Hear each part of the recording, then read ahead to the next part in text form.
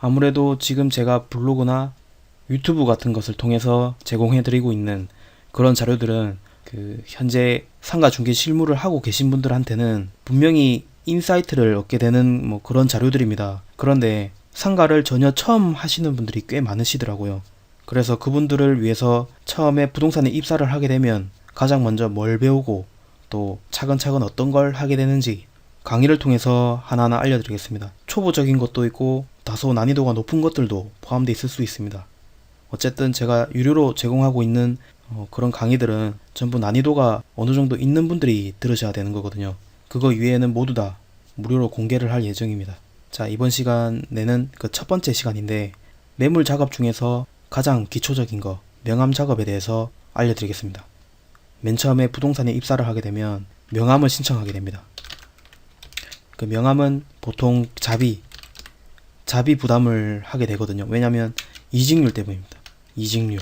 상가 중개 실무를 해보시면 아시겠지만 3개월에서 6개월 안에는 거의 다 그만두시거든요.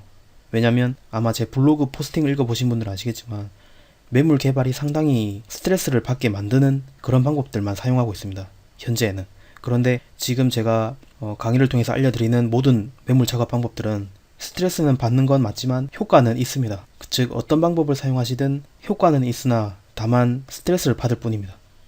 즉 자기한테 이 중에서 맞는 게 있을 수도 있고 없으면 새로운 방법을 계속해서 찾으시거나 아니면 개발하셔야 됩니다. 어쨌든 매물이 없으면 상가 중개 자체를 하지 못하니까 어떤 사업이든 마찬가지지 않습니까? 상품이 준비돼야지 다음에 광고를 하든 할 수가 있는 겁니다. 자, 지금부터 명함 작업에 대해서 알려드리겠습니다. 일단 처음에 입사를 하게 되면 명함을 받게 되는데 명함이 한 500장 정도 됩니다. 자, 이 명함 500장으로 매물을 일단 구하셔야 되는데 명함 작업은 자세하게 설명해 드리겠지만 간단합니다. 가게 문 앞에 붙이는 겁니다. 명함 붙여 놓으면 가게 주인들이 보고 연락이 오는 겁니다. 아, 물건 내놓고 싶은데요. 어떻게 하면 되나요? 아니면 얼마에 팔아주실 수 있으세요? 이런 식으로 물어보거든요. 그러면 가가지고 접수를 하면 되는 겁니다. 자세하게 설명을 드리겠습니다. 명함 뒷면이든 아니면 따로 A4 용지를 이용해서 적절한 문구를 생각을 하셔야 됩니다. 예를 들어서 우리 상권에서는 좀 유명했던 문구가 있거든요. 그 상권마다 유명한 문구가 있고 또 뭔가 독창적인 문구를 사용하시면 분명히 효과가 있습니다. 저 같은 경우는 발로 뛰는 김 과장입니다. 김 실장입니다. 이런 식으로 많이 했었거든요. 발로 뛰는 김 실장입니다.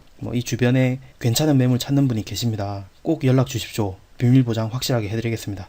이런 식의 문구를 뭔가 매물주가 봤을 때 혹할 만한 그런 문구를 작성하셔가지고 명함 테이핑 작업, 그 다음에 문구 작성 이렇게 해서 가게 앞에다 붙이면 됩니다. 테이핑 작업하는 사무용품이 있어요. 아마 다이소나 모나미 이런 곳에 가시면 2,000원 정도 하거든요. 자, 이렇게 500장을 가지고 매물을 먼저 확보를 하십시오. 그래야지 다음 단계를 밟으실 수도 있고 또 명함 작업 말고 다음에 소개해드릴 돌방이라고 하거든요. 보통 영업 조직에서는 직접 찾아가 가지고 인사를 하는 방법이 있습니다. 이번에 소개해드릴 명함 작업하고 다음에 소개해드릴 돌방, 그 두 가지가 실무 나가시면 가장 흔하고 거의 대부분이 사용하시는 방법입니다. 팁이 있는데요.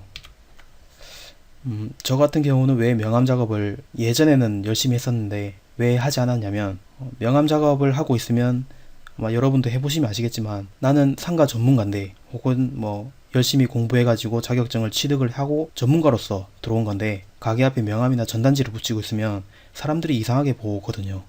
그러니까 상권은 보통 사람들이 많이 다니니까 그래서 상권이 형성된 겁니다. 즉 우리가 일을 하고 있는 시간에는 항상 사람들과 마주칠 수밖에 없어요. 그런데 명함을 붙이고 다니다 보면 스스로 자존감이 낮아질 수가 있거든요. 그래서 저는 제 멘탈을 보호하기 위해서 명함 작업은 오래 하진 않았습니다. 그래도 엄청나게 열심히 했어요. 저는 모든 방법을 다 사용해 봤습니다. 자, 명함 작업의 단점이 쪽팔린다는 점인데 사람을 만났을 때 그러면 사람이 없을 때 작업을 하면 되지 않습니까? 그때가 언제일까요? 바로 새벽입니다. 그것도 대략 번화가 상권 같은 경우에는 5시 정도면 괜찮습니다. 왜 번화가는 5시여야 되냐면 보통 번화가들은 술집이 많지 않습니까? 먹자골목이나 이런 상권에는 사람들이 술집이 있으니까 새벽 3시, 2시 이런 시간에도 사람들이 많습니다. 마스크를 쓰고 명함을 한 움큼 가지고 열심히 뛰어다녔습니다. 상권을. 제가 일했던 그 상권에, 번화가 상권에 사무실 옆에다가 원룸을 하나 잡았었거든요. 그렇게 작업을 했습니다.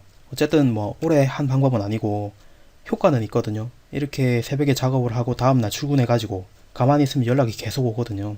연락이 오면 아, 예, 사장님 거기 어디십니까? 상호가 어떻게 되십니까?